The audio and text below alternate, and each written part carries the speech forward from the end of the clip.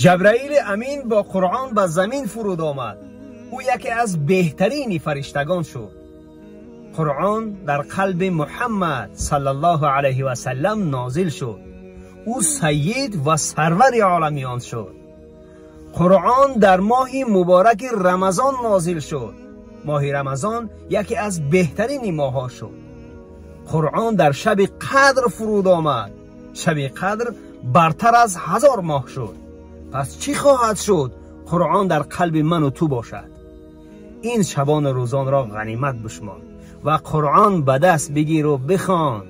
اقرأ باسم ربک الذی خلق خلق الانسان من علق. هو القرآن والفرقان إليه تنصت الأكوان وفيه تعطر الآذان والقرآن